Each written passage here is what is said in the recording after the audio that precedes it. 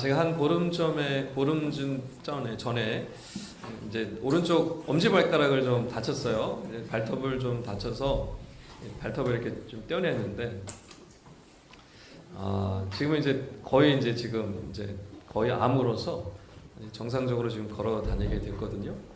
근데 그때 처음에는 아픈 것보다도 제대로 걷질 못하니까 이거 참 답답하더라고요. 너무 막 답답하고 그게 이제 힘들더라고요. 아픈 거는 뭐 둘째치고 잘 걷지 못하니까. 그러면서 이제 무슨 생각이 들었냐면 죄송합니다. 그동안 몸이 건강한 거에 대해서 별로 감사하지 못했구나. 아니 이거 발톱 하나 빠졌는데도 이렇게 걷지 못하는데 이렇게 두 다리로 멀쩡히 걷는 게 얼마나 참 기적 같은 일인가, 그런 생각을 좀 해봤습니다. 그러니까 우리 지체 중에 하나만 아파도 제대로 이렇게 활동도 못하고 걷지도 못하는 이런 참 우리가 얼마나 연약한 존재인가를 다시 한번 좀 생각해보는 시간이었습니다. 여러분, 이 자리에 우리가 하나님께서 건강을 허락해 주셨기 때문에 이제 나와서 우리 함께 예배 드릴 수 있는 줄 믿으시기 바랍니다. 여러분, 하나님께서 여러분 우리에게 정말 건강을 주셨다는 것이 얼마나 큰 은혜예요. 복인지 우리가 좀 늘 기억해야만 합니다. 꼭 아플 때만 기억하지 말고 평소에 우리가 좀 기억했으면 좋겠습니다. 그래서 여러분 이렇게 건강한 거 감사하시고요. 뿐만 아니라 나에게 건강을 주신 이유가 뭘까를 좀 생각해 보시면 좋을 것 같습니다. 나에게 건강을 주신 이유가 분명히 있습니다. 그저 그냥 잘 먹고 잘 살라고 건강을 시켜주신 것이 아니라 우리가 건강함을 통하여서 그것을 잘 활용하라고 우리에게 건강을 허락해 주신 것이. 여러분, 만약에 우리가 팔다리 한 군데가 아프면 일을 할 수 있어요, 없어요? 못합니다. 작은 거 하나라도 우리가 아프면요 제대로 일을 해낼 수가 없습니다. 그런데 우리가 이렇게 두 팔 다 건강하고 몸이 신체가 특별히 아프지 않음을 통해서 이렇게 섬길 수 있고 또 교회 사역을 할 수 있는 것이 얼마나 귀한 것인지 우리가 늘 이 일을 기억하셨으면 좋겠고요. 감사하시면 좋을 것 같습니다. 어르신들이, 우리 권사님들이 늘 말씀하시는 게 있죠. 젊을 때 열심히 하십시오. 건강할 때 열심히 하십시오. 이런 말씀들 하시잖아요. 나이가 아직 안 들어보셔서 그런 무슨 뜻인지 모르시죠? 우리 권사님들, 어르신들이 항상 하는 얘기가 그거예요.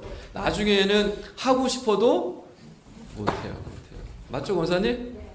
좀 얘기 좀 해주세요. 여기 앉아 계신 젊은 분들한테 자주 좀 얘기 좀 해주세요. 열심히 하십시오. 건강할 때 하십시오. 젊을 때 하십시오. 자주 좀 말씀해 주세요. 건강이 얼마나 소중한지 우리가 좀 우리 어르신들 보면서 우리가 좀 깨달으셨으면 좋겠습니다. 이상남 고사님이 어제 저녁에 갑자기 연락을 받았는데 쓰러지셨대요, 어제 아침에.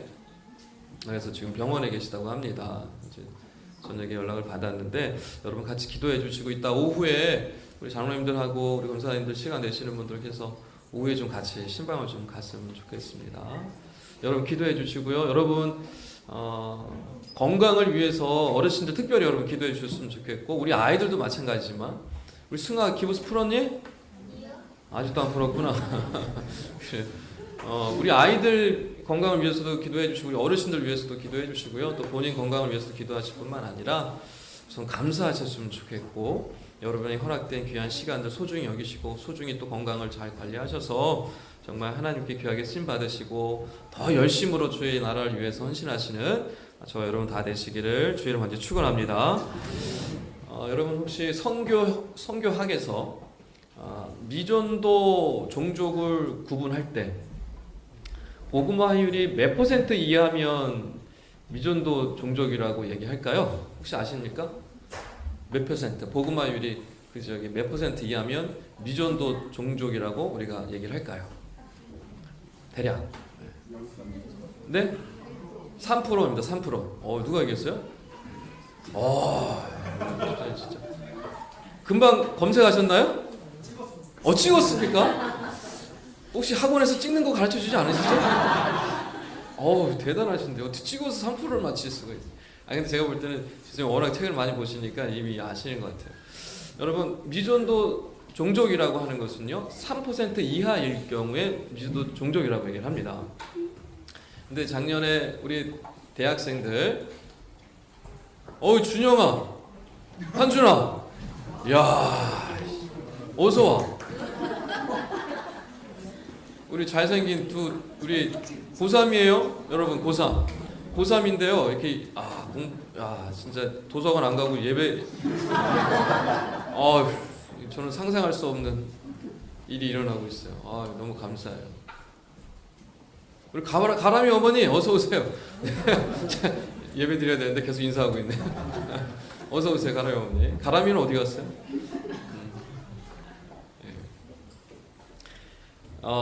작년에 대학생들 이제 일반 대학교 이제 학생들을 대상으로 이제 리서치를 했어요. 기독교 단체에서. 근데 이제 복음화율이 어떻게 될 것 같으세요? 고구마 맛있어요. 뭐라 그랬어, 강연아? 고구마 맛있대요. 뭔 뚱땅지 같은 소리 하고 있어 지금? 집중 안 할래? 말씀 똑바로 들어야지. 고구마라 그랬어요, 목사님이? 복음화. 발음을 제가 못해서는. 또 고구마라고 들으신 분 또 있으세요? 식사 안 하시고 오셨나 본데? 복음화를 고구마로 들을 수도 있군요. 발음을 제가 잘 못해서. 복음화입니다. 복음화. 고구마가 아니에요. 작년에 대학생들 리서치를 했는데요. 복음화율이 3% 이하로 나왔어요. 중고등부 조사를 했어요. 중고등부도 큰 차이가 없이 3% 전후였어요. 여러분 생각보다 심각합니다. 그러면 지금 대학교나 중고등학교는 우리가 뭐라고 지금 판단해야 돼? 성교학적인 관점에서 본다면 뭐라고 판단해야 되는 거예요? 미전도 종족이라고 판단하셔야 돼요. 그러니까 지금 대학교뿐만 아니라 중고등학교 아이들 그곳이요 미전도 종족, 미전도 지역으로 우리가 바라보고 나가야 되는 거예요. 성교학에서 이게 전도하고 선교할 때 전략적으로 이제 우리가 구체적으로 복음 전파를 위해서 전략적으로 접근해야 됩니다라고 얘기를 할 때 3% 미만인 그곳에 우리가 그렇게 접근을 하거든요. 그래서 대학교나 중고등학교 어떻게 해야 되는 거예요? 우리가 전략적으로 어떻게 전도하고 어떻게 선교하고 어떻게 말씀을 복음을 전할지를 여러분 전략적으로 이제는 바라봐야 할 때라는 것입니다. 그냥 멀리 선교지도 중요하지만 우리 바로 근처에 우리 중고등학교가 대학교가 뭐예요? 선교지라는 뜻이에요. 선교지. 그러면 여기 앉아있는 우리 중고등부 친구들 손 들어보세요 한번. 우리 청년들까지 중고청 손 높이. 한준아, 준영아 높이. 우리 10몇 명 앉아있어요. 앉으세요. 이 친구들은 뭐예요? 그러면 학교에 가면 선교사예요. 죄송하지만 본인들은 그렇게 생각 안 할 수도 있지만 선교사의 사명을 감당해야 돼요. 여러분 이게 현실이에요. 현실. 옛날 20년 전후만 하더라도요. 대학교 선교단체가 있었어요. 그 활동이 굉장히 활발해서 교회에 굉장히 많은 영향을 줬고 우리 한국 기독교에 엄청난 영향을 선교단체가 줬습니다. CCC라든가 여러 지금도 선한 일들을 잘 하고 계시지만요. 그분들이 하는 얘기가요. 지금은요 옛날하고 완전히 다른 세상이 되었대요. 학교 복음화를 위해서 아무리 애를 써도요. 이게 안 된다는 거예요. 이 선교단체가 이제 그 역할을 하는데 한계가 다 왔다는 거예요. 교회가 이 일을 하지 않으면 해낼 수 없다는 얘기를 하고 있어요. 근데 이거보다 더 당황스러운 소식이 있어요. 교회 다니는 청소년들 대상으로 이제 복음에 대한 복음의 이해, 복음을 알고 있는지, 복음의 확신이 있는지 물었어요. 중고등부 아이들 대상으로. 그걸 물어봤어요. 그랬더니 결과가 이렇게 나왔어요. 40%도 안 되는 아이들, 복음이 뭔지 알았고 확신을 가지고 있었어요. 그러면 지금 중고등부 아이들 중에 교회 다니는 애가 100명 중에 3명도 안 되는데 그 3명 중에서 1명 정도만 뭐 한다는 거예요? 복음을 알고 있고 이해하고 있다는 뜻이에요. 100명 중에 몇 명이요? 자, 우리 유초등부 친구들 목사님이 물어볼 거예요. 복음을 얼마나 잘 이해하고 있는 유초등부 친구들? 네. 목소리가 이거밖에 안 돼요. 유초등부 친구들? 네. 좀 짜증났어? 아니지? 아니죠? 자, 대답해보세요. 우리 초등부 친구들 얼마나 크게 대답하는지 목사님 보겠습니다. 예수님께서 여러분의 죄를 용서하기 위해서 예수님께서 여러분을 위해서 죽으신 거 믿으세요? 네. 좋아요. 90점. 중고청 묻겠습니다. 중고청 여러분. 네, 이럴 줄 알았어. 언제나 나의 기대를 저버리지 않는 이 중고청. 다시 한번 중고청 여러분. 이럴 줄 알았어. 대답은 제가 뭐 이렇게 나올 줄 알았어요. 네. 묻겠습니다. 중고청 여러분. 오직 구원의 길은 오직 우리 주 예수 그리스도밖에 없음을 믿으십니까? 80점. 좋아요. 이 정도면 뭐 훌륭해요. 자, 작년 여러분 묻겠습니다. 작년 여러분? 네. 짧고 굵게 묻겠습니다. 예수님이 여러분을 위해서 죽으시고 예수님은 나의 구주시고 그러하기 때문에 나는 예수님을 위하여 살아야 함을 믿으십니까? 네. 85점. 마태복음 28장 마지막에 예수님께서 승천하시면서 제자들에게 해주고 가신 말씀이 있죠. 우리가 다 아는 말씀입니다. 그러므로 너희는 가서 모든 족속으로 제자로 삼아 아버지와 아들과 성령의 이름으로 세례를 베풀고 내가 너희에게 분부한 모든 것을 가르쳐 지키게 하라. 볼지어다 내가 세상 끝날까지 너희와 항상 함께 있으리라. 할렐루야. 예수님께서 왜 이 말씀을 주고 가셨어요? 제자들에게만 주신 것이 아니라 사실은 누구에게 주신 것입니까? 이후로 오는 모든 믿는 자들에게 주신 것이죠. 그러니까 단지 제자들만, 몇몇 사람들만 이 복음 전파 사역을, 복음 증인의 삶을 살아가라고 주신 말씀이 아니라 예수를 믿는 사람이라고 한다면 누구나 다 교회를 다닌다라고 나는 그리스도인이라고 얘기하는 사람이라면 누구나 다 이 복음을 전하는 사명을, 이 말씀을 전하는 사명을, 예수 그리스도의 증인으로 살아가는 사명을 여러분 우리는 다 받은 줄 믿으시기 바랍니다. 이를 늘 기억하셔야 합니다. 이제 어느새 이제 3월이 되었어요. 이제 졸업도 했고요. 이제 입학하는 친구들도 생기고 이제 학급을 이제 올라가서 학년도 올라가는 우리 친구들도 있습니다. 우리 초등부 친구들, 입학하는 친구들, 고등부 또 우리 대학 다 우리 친구들이 있죠. 오늘 이 친구들하고 좀 이 말씀을 좀 깊이 나누고 싶고요. 또 새롭게 우리 일반 우리 성도님들 가운데 새롭게 시작하시는 분들이 또 삶의 환경이 바뀌신 분들도 있을 것이고 또 이제 2018년 비교해서 벌써 2개월이나 지나고 이제 3월이 되었는데 여전히 작년의 모습과 별다르지 않는 그런 내 모습을 보면서 뭔가 좀 새로우시고 싶고 뭔가 좀 나를 새롭게 뭔가를 출발하고 싶은 그런 마음이 있으신 분들도 있을 거라고 생각을 합니다. 여러분 오늘 이 말씀 우리가 함께 나눌 때 하나님께서 나를 왜 부르시고 또 나는 왜 이곳에 있는지를 여러분 다시 한번 깨달으셨으면 좋겠고요. 그래서 이 말씀을 통해서 하나님께서 나를 보내신 그곳에 도대체 무슨 일을 하시려고 나를 부르셨는지를 다시 한번 확인하시고 나아가시는 복된 이 시간 되시기를 주님의 이름으로 축원합니다. 여러분 특별히 중고청 목사님이 오늘 여러분하고 이 말씀을 꼭 나누고 싶었어요. 그래서 중고청 특별히 잘 들으셨으면 좋겠고요. 여러분이 지금 이제 새롭게 학교를 들어가실 거 아니에요. 또 새로운 환경에서 또 여러분 시작하시게 되는 친구들이 대부분일 텐데 여러분 오늘 말씀을 꼭 붙들고 나가셔서 여러분 학교나 여러분 반이나 여러분 또 다른 어떤 여러 곳에 가실 때 이 말씀을 늘 여러분 마음속에 좀 품고 가셨으면 좋겠다라는 간절한 마음이 있습니다. 어느 날 하나님께서 예레미야를 부르셨어요. 내가 너를 선지자로 세우겠다. 강연아, 목사님 말씀 잘 듣고 있지? 손은 빠르게 움직이고 있지만 귀는 열려 있지? 잘 듣고 있지?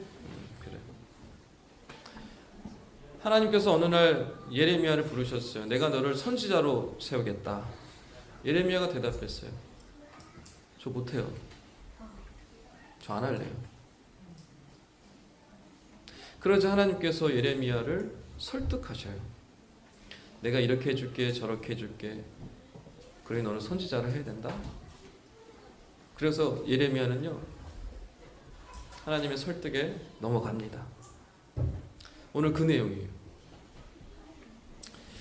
오늘 말씀을 많은 분들이 오해하시는데, 이 예레미야를 부르시는 이 장면이 말씀을 맡은 어떤 특별한 목회자나 특별한 몇몇 사람들에게 주시는 말씀으로 보통 생각을 합니다. 여러분, 절대 그렇지 않습니다. 마태복음 28장 우리가 잠시 나눴지만, 복음을 받은 사람, 예레미야 선지자와 같이 특별한 사람만이 아니라 예수를 믿는 사람, 예수가 나의 구주임을, 예수가 나를 위해 죽으셨다는 사실을 진짜 믿는 사람, 받은 사람은요, 오늘 말씀이 다 대상이에요.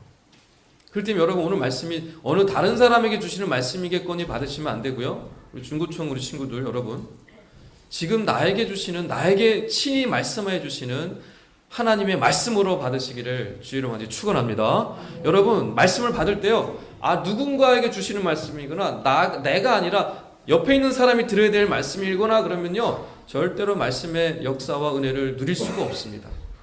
지금 선포되는 말씀이 나에게 주시는 말씀이다라는 확신한 이 믿음 가지고 여러분 들을 때요, 이 말씀이 내 안에서 놀랍게 역사하기 시작을 하시는 것입니다. 그래서 여러분, 오늘 말씀을 여러분 각자에게 주시는 말씀, 특별히 중고청 우리 친구들 이 말씀을 여러분 주시는 말씀으로 깊이 받으셨으면 좋겠습니다. 우리 4절 다 같이 한번 읽어보도록 하겠습니다. 우리 모니터가 저기 생겨서 너무 좋네요.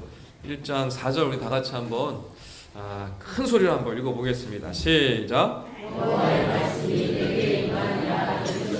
아멘. 여기서 이마다라는 단어는요, 우리 한글 표현으로 다 표현할 수 없는 뜻인데, 단순히 이마다라고 하니까 너무 그 뜻이 제한된 것처럼 보여져요. 이마다라는 것은 뭐냐면 어떤 일이 일어나다라는 뜻이에요. 굉장히 폭넓은 단어예요. 어떤 일이 일어나다, 발생하다, 역사하다, 이런 이렇게 꿈틀꿈틀거리는 그런 뜻을 담고 있어요. 그러니까 뭐냐면 이 여호와의 말씀이 내게, 나는 누구예요? 여기서 예레미야죠. 여호와의 말씀이 지금 내게 임했는데 무슨 상황이냐면, 여호와의 말씀이 내 안에서 뭐 한다는 거, 지금 뭔가 일어나고 있다는 거예요. 역사한다는 거예요. 꿈틀꿈틀한다는 거예요. 어떤 일이 나에게 지금 일어났다는 표현을 지금 이만이라는 우리나라 말을 표현했는데, 그런 지금 상황인 거예요. 그런데 도대체 예레미야 안에 무슨 일이 일어났는데, 도대체 예레미야 안에 무슨 역사가 일어났는지 우리는 구체적으로 알 수는 없지만, 그 결과는 어느 정도 이해할 수 있는 게 뭐냐면, 앞에 1장 2절 3절에서 요시야 왕 때 이 일이 일어나거든요, 예레미야에게. 그러고 난 다음에 예레미야가 이 안에서 말씀이 내 안에서 역사하고 이 일이 일어난 다음에 무슨 일을 하게 되냐면, 예레미야가 선지자 사역을 감당하는 시드기야 시대까지 이게 사역을 감당하게 되는, 선지자로 사역을 하게 됩니다. 40년이 넘는 시간이에요. 40년. 그러니까 평생을 이 일을 하게 되는 거예요. 어떻게, 도대체 무슨 일이 일어났기에 그 안에서, 말씀이 도대체 그 안에서 어떻게 일어났기 때문에 이런 일들이 일어났을까? 도대체 무슨 일을 경험했을까? 여러분, 이 자리에 이제 우리 여러 어르신들 계시고, 우리 권사님들, 우리 장로님도 계시고, 우리 안수 집사님들도 계신데, 20년, 30년 이상 신앙생활 하신 분들 여기 몇 분 계세요, 그렇죠? 여러분, 어떻게 이분들이 이렇게 20년, 30년, 40년 이렇게 신앙생활을 지금까지 변함없이 해오실 수 있었을까요? 새벽에 보면 늘 빠지지 않는 우리 권사님들, 우리 장로님들, 안수 집사님들 계세요. 늘 이 자리를 지키시는 분들. 아니, 어떻게 그 오랜 시간을 변함없이 이렇게 신앙생활을 해오실 수 있을까? 어떻게 그렇게 할 수 있을까? 제가 생각할 때는 뭐 여러 이유가 있을 수 있겠지만 말씀의 역사를 경험하셨기 때문이라고 생각을 합니다. 보이지 않는 하나님을 어떻게 경험하셨을까요? 보이지 않는 하나님을 어떻게 이분들이 경험하시고 하나님을 경험하시고 만날 수 있습니까? 말씀을 통해서밖에. 내가 외롭고 힘들 때 하나님께서 나를 찾아오셔서 위로하시는 것을 경험하신 것이죠. 할렐루야. 우리 권사님, 우리 안수 집사님, 우리 장로님들 엄청난 일로 인해서 낙심하고 낭망되었을 때 세밀한 음성으로 나를 찾아오셔서 위로하시고 격려하시는 그 말씀의 능력을, 역사를 경험하신 것이에요. 내가 아프고 병들었을 때 그 누구도 나를 돌아보지 않을 때 주님이 나를 찾아오셔서 말씀으로 내 안에서 치료하시고 나를 위로하시고 새롭게 하시는 것을 맛보셨기 때문에 그렇습니다. 그러니까 오랜 신앙생활 강요한다고 교회 나오라고 누가 하라고 해서 할 수가 있는 것이 아니죠. 내 안에 말씀의 능력, 말씀의 역사를 맛보고 갔기 때문에 사실은 이 오랜 시간 동안 신앙생활을 해오실 수 있었던 것입니다. 사랑하는 여러분, 우리 하나님은 오직 그의 말씀을 통해서 우리에게 임하시고 역사하시는 줄 믿으시기 바랍니다. 여러분, 말씀을 통해서 역사하십니다. 그래서 여러분 늘 말씀을 대하시기 전에 기도하셔야 돼요. 오늘 이 말씀이 나에게 주시는 말씀으로 받게 하여 주시옵소서. 여러분 아침에 예배 드릴 때 오셔서 뭐 주보 보시는 것도 중요하고 교제 나누시는 것도 중요하지만 반드시 앉으셔서 기도하셔야 돼요. 하나님, 오늘 말씀이 나에게 임하게 하여 주시옵소서. 오늘 이 말씀이 지금 나에게 주시는 말씀으로 믿고 받게 하여 주시옵소서. 이 말씀이 지금 나에게 역사하여져서 내 모든 어려운 문제들, 모든 고민들, 걱정들을 치료하고 회복되어지고 새롭게 하시는 그 능력의 말씀이 되게 하여 주시옵소서.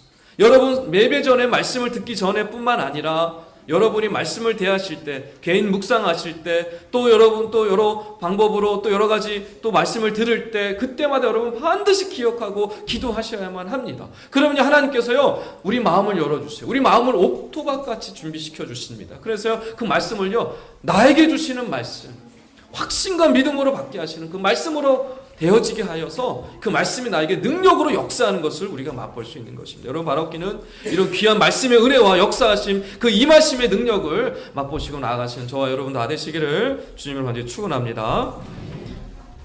이 말씀의 역사를 예레미야는 맛본 거예요. 정말 이루 말을 할 수 없는, 이 이후로 이의 삶이 완전히 다른 삶이 시작되어집니다.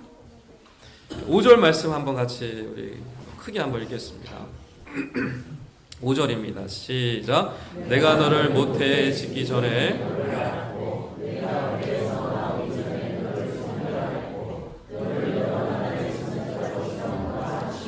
아멘. 하나님께서 예레미야를 선지자로 세우셨대요. 그런데 오늘 그날 갑자기 세우신 것이 아니라 어떻게 하셨대요? 모태에 지어지기 전에, 엄마 배에서 나오기 전에 이미 하나님께서요 예레미야를 이미 오래전에 아셨을 뿐만 아니라 특별하게 성별하였다라고 표현하고 있습니다. 여기서 성별하였다는 뜻은요 거룩하게 구별하였다라는 뜻이에요. 거룩하게 구별하였다. 성별하였다는 것은 거룩하게 구별하였다는 뜻인데요. 지금 예레미야를 그 오래전부터 이미 거룩하게 구별하여서 선택하시고 아셨다라고 말씀해 주시는 거예요. 근데 여러분 예레미야가 뭐 한 게 있어요? 뭐 예레미야가 하나님께 선택받기 위해서 잘한 게 있나요? 우리 친구들 한번 대답해 보세요. 예레미야가 엄마 뱃속에서 말 잘 듣고 엄마 뱃속에서 얌전히 있어서 하나님께서 예레미야를 선택해 주셨을까요? 아니요. 아니죠. 하나님께서 예레미야가 뭘 했는지, 뭘 잘했는지 못했는 거 아무것도 중요하게 여기지 아니하시고 그냥 뭐 한 거예요? 이미 택하신 거죠. 우리가 알 수는 없지만, 왜 그런지 우리는 구체적으로 알 수 없지만 하나님은요 이미 그 옛날에 예레미야를 선택하셔서 불러주신 거예요. 예레미야가 볼 때는 뭐예요? 어느 날 갑자기 나를 부르신 것처럼 보이지만 사실은 뭡니까? 어느 날 갑자기 나를 부르신 것이 아니라 이미 예전부터 나를 알고 계셨고 이미 옛날부터 나를 성별 구별하셨던 거예요. 여러분, 지금 이 자리에 있게 된 것이 여러분 보시기에는 스스로 나와서 이 자리에 앉아 있는 것처럼 여러분 보이시겠지만 사실은 이미 오래전에, 훨씬 전에 하나님께서 여러분을 택하시고 선택하시고 구별하셨기 때문에 지금 이 자리에 나와서 앉아 계시고 예배 드리게 된 줄 여러분 믿으시기 바랍니다. 여러분 스스로가 이 자리에 나오신 것처럼 보이지만 절대로 그렇지 않아요. 한준아, 준영아, 너희 둘이 결단해서 내가 예배 오늘 아침에 꼭 가서 예배 드려야지 라고 해서 온 거 맞지? 맞는데 사실은 우리 한준이, 준영이가 너무 참 목사님 너무 사랑스러워서 그래요.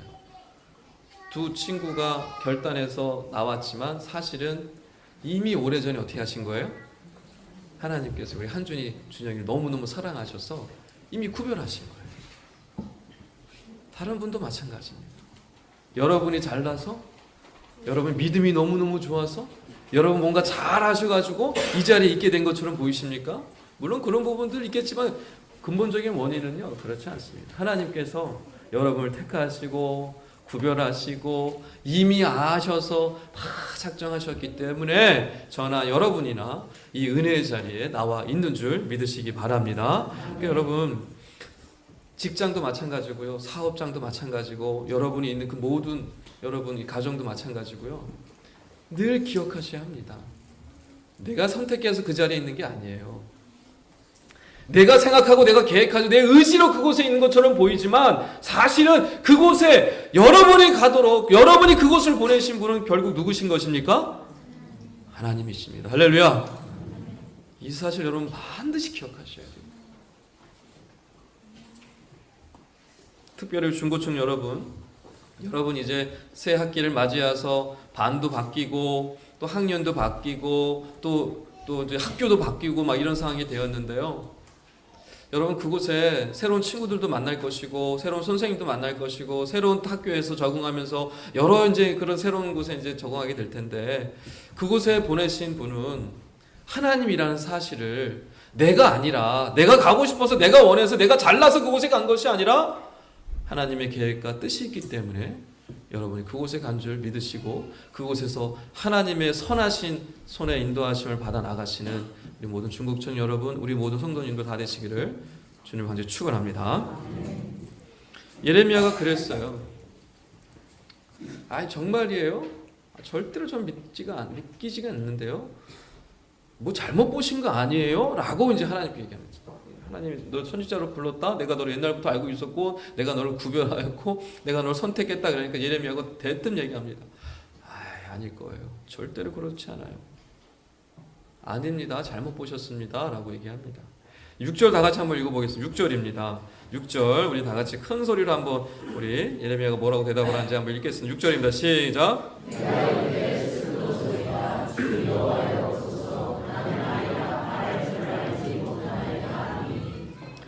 여기서 이제 우리나라 말로는 슬프도소이다 이렇게 표현하고 있잖아요. 슬프도소이다. 근데 히브리 말에는 이게 없어요. 우리나라 말로 표현할 단어가 없으니까 슬프도소이다 한 건데 아하흐라는 단어예요. 다 같이 따라해 보겠습니다. 아하흐. 이게 가래 끓는 소리를 좀 하셔야 돼요. 아하흐. 그러다가 뭐 튀어나오면 안 돼요. 승아야, 준서야, 이렇게 하시면 안 돼요. 아하, 이렇게 하셔야 돼요. 이게 슬프도소이다라는 단어를 우리가 해석을 했는데요. 이게 무슨 뜻이냐면 제가 좀 설명을 간단히 드리면 제가 연말에 이제 우리 집사님들 찾아가서 얘기하죠. 내년에 부장님 좀 맡아주시죠. 내년에 구역장님도 맡아주시죠. 그러면 여러분 뭐라고 대답하십니까? 슬프도소이다 목사님이요. 이렇게 하십니까? 그렇게 하세요? 아이고 목사님 저는 못해요. 제가 한두 번 당한 게 아니에요. 그 뜻이에요. 아하가 뭐라고요? 아이고 저는 못해요. 살려달라는 거예요. 여러분 심정이 그거예요. 그게 바로 아하예요. 하나님 앞에 이게 아이고 주님 저 못해요. 저 절대로 못해요 하면서 비명소리와 같은 살려달라고 외치는 소리가 아하크예요. 그러니까 슬프도소이다 여호와여 이러지 않았어요. 살려달라고 저 못해요 막 이렇게 막 난리가 난 거예요. 지금 그런 상황이에요. 여러분 예레미야가 못하겠다는 이유가 뭐예요? 여기서 뭐라고 얘기하고 있어요? 예레미야가 왜 못하겠다고 얘기하고 있죠? 나는 뭐래요? 아이래요. 아이. 우리 중고층 잘 들으세요. 예레미야가 여러분 나이 많을 때 지금 이런 일이 일어난 거예요. 예레미야가 여러분 유초등부 잘 들으세요. 예레미야가 말씀을 하나님이 임하여가지고 그 안에서 엄청난 지금 일들을 맛보고 있는데요. 경험하고 있는데요. 예레미야가 나 못하겠대요. 나 절대로 못해요. 안 돼요. 나 못해요. 막 이러는데요. 왜냐면요. 나 어려요. 나 어려있단 말이에요. 또 두 번째 이유가 뭐예요? 난 말할 줄 몰라요. 나 말할 줄 몰라요. 나 말할 줄도 몰라요. 예레미야가요 하나님께 아이고 나 절대로 못해요. 보세요. 저 너무너무 어리고요. 저 말도 못해. 할 줄 몰라요. 근데 왜 저예요? 막 그러면서 지금 이러고 있는 거예요. 그러니까 예레미야가 생각할 때 선지자는 뭐라고 생각하고 있냐면 적어도 나이 좀 있고 경륜 좀 있고 경험도 좀 많고 또 말도 좀 잘하고 사람 좀 설득도 잘 시켜가지고 사람들 하나님 믿게 하고 사람들이 참 이렇게 얘기할 수 있도록 할 수 있도록 해야지. 나는 지금 나이도 어리고 나는 지금 말할 줄도 모르는데 왜 납니까? 왜 접니까? 막 그러고 따지고 있는 거예요 지금. 그런 예레미야에게 하나님께서 말씀하시는 부분이 7절 8절입니다. 제가 7절 여러분 8절 읽도록 하겠습니다. 여호와께서 내게 이르시되 너는 아이라 말하지 말고 내가 너를 누구에게 보내든지 너는 가며 내가 내게 무엇을 명령하든지 너는 말할지니라. 8절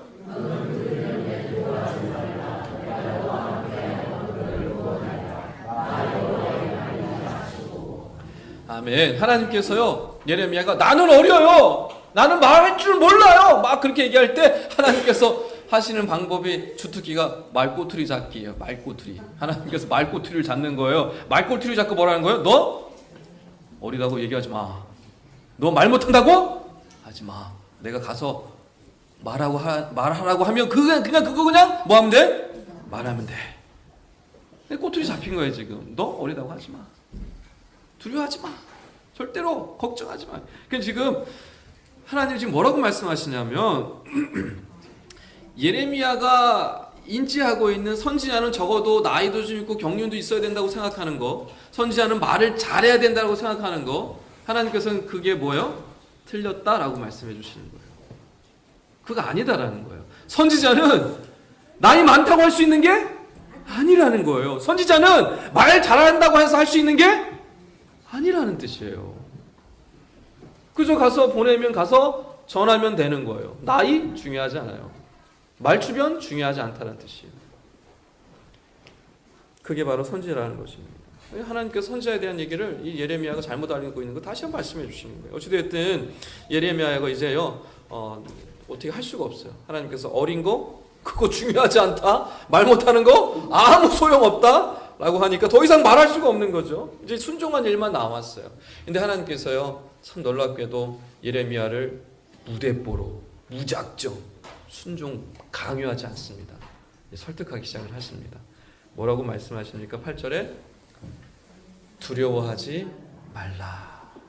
내가 너와 함께 할 것이다. 내가 너를 구원하리라. 구원하리라는 것은 여기서 이제 히브리어로 건져준다는 뜻이에요. 건져준다. 여러분 하나님께서 갑자기 두려워하지 말라라고 얘기해요. 그럼 지금 예레미야가 사실은 지금 선지자 못하겠다라고 했던 이유가 뭐였어요? 나는 어려요. 나는 말주변도 없어요. 말 못해요. 라고 이유로 나는 못하겠다 거부했지만 지금 하나님께서 말씀하신 걸 통해서 우리가 유추할 수 있는 것은 예레미야 사실 그 속에 뭐가 있었기 때문이에요? 두려움이 있었던 거예요. 두려움. 핑계예요. 나는 어려요. 나는 말주변이 없어요. 말 못해요. 그건 핑계였던 거예요. 사실은 그 속에 뭐가 있는 거예요? 두려움이 꽉 차 있었던 거예요. 그걸 하나님이 꿰뚫어 보고 있는 거예요. 두려워하지 말아라. 그들은 누굴까요? 오늘 말씀에 없지만 1장 18절에 보면요. 그들이 누구인지는 나와요. 그들은 누구냐면요. 유다의 왕들, 제사장들, 여러 유지들, 여러 대단한 백성들, 이런 이제 사람들을 뜻하는 지도자들, 이런 사람들 뜻하는 거죠. 그러니까 뭐냐면 예레미야는 입술로는 저는 어려요, 저는 말 주변도 없어요, 그래서 저는 못해요라고 말은 했지만 사실은 왜 못한다고 얘기했냐면 두려움이 있었기 때문에 그래요. 아니 제가 어떻게 왕들한테 가서 이런 얘기를 해요? 제가 어떻게 저 지방 유지들, 지도자들, 제사장들한테 가서 감히 이 어린 사람이 가서 어떻게 하나님 말씀을 전해요? 분명히 그들한테 박해받고 핍박받고 따돌림 당하고 손가락질 받고 엄청난 고난을 겪게 될 것을 이미 예레미야는 아는 거예요. 그렇죠? 그러니까 뭘 두려워하는 거예요? 앞으로 일어날 일을 뻔히 아니까 그게 너무너무 두려운 거예요. 그 사람들이 너무너무 두려운 거예요. 앞으로 가야 할 그 고난길 생각하니까 그게 너무너무 두려운 거예요. 그래서 못하겠다라는 거예요. 그래서 살 수 없다라고 얘기하는 거예요. 하나님은 그 속을 뻔히 알고 계셨어요. 그래서 뭐라고 말씀하셨습니까? 두려워하지 말아라. 절대로 두려워하지 말아라. 그들 절대로 두려워할 거 없다. 내가 너와 함께 할 거야. 그리고 내가 너를 그 어려운 고난 핍박 속에서 어떻게 하겠다? 건져주겠다. 여러분 이제 이게 히브리어의 형용구인데요. 두려워하지 말라라고 하나님 말씀하시면 항상 뒤에 뭐가 따라올까요? 내가 너와 함께 하리라는. 우리 여호수아서 말씀. 그 앞에 모든 그 성경을 보시면요. 두려워하지 말라라고 하나님 주시는 말씀은요. 반드시 그 뒤에 그 조건이 따라와요. 근거가 따라와요. 그게 뭐냐면 내가 너와 함께. 그러니까 무작정 두려워하지 말라라고 얘기하는 게 아니라 두려워하지 말아라. 내가 너와 함께 할 거고 내가 너를 건져줄 거야. 두려워하지 마. 사랑하는 여러분, 여러분이 있는 바로 그곳에 비록 그곳에 두려움이 있을지라도 도저히 해결할 수 없는 일이 닥쳐 있을지라도 그 자리에 하나님께서 함께 하셔서 여러분을 건져주시고 구원으로 인도해 주실 줄 믿으시기 바랍니다. 정말 그렇습니다. 사방이 다 막혀도요. 어디는 뚫려 있어요? 위는 뚫려 있어. 하나님이 어떻게 하시는 거예요? 사방이 다 막혔어. 우리는 사방이 다 막히면 어때요? 아, 이제 끝났구나. 포기하죠. 그러나 하나님은 어떻게 역사하기 시작하십니까? 위로 건져주십니다. 그렇기 때문에 우리가 해야 할 일은 무엇입니까? 누구를 바라봐야 되는 거예요? 하나님을 바라보십니다. 하나님을 바라봐요. 하나님을 온전히 바라보고요. 두려워하지 말라. 내가 너와 함께 할 것이고 내가 너를 건져주고 지켜줄 것이라는 그 말씀을 굳게 붙들고 이 어려운 상황 속에서 주님만 바라보는 거예요. 주님만 바라보는 거예요. 할렐루야. 옆에 보시면서 주님만 바라봅시다.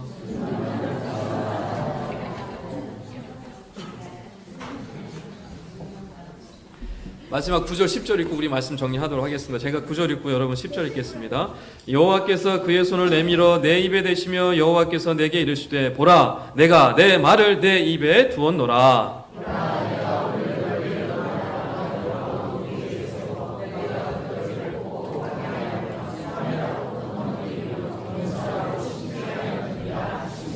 아멘.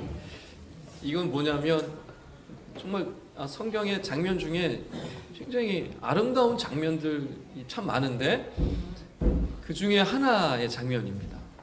여호와께서 어떻게 하시는 거예요? 여호와 입술에 있는 그 말씀을 어떻게 하시는 거예요? 누구의 입에? 예레미야 입에 딱 이렇게 갖다 대시는 거예요. 그럼을 통해서 뭐 하시는 거예요? 하나님 말씀이 이제 네 입에 있다. 얼마나 아름다운 로맨틱한 장면입니다. 뭐 좀 이상하게 생각하지 마시고 굉장히 아름다운 장면이에요. 그러니까 우리의 입술에 하나님께서 손을 대시면서요, 주님께서 손을 대시면서 걱정하지 말아라, 두려워하지 말아라. 내 말씀이 내 입에 있다. 그러니까 너는 그 말씀을 가서 어떻게 하라는 거예요? 전하라, 선포하라.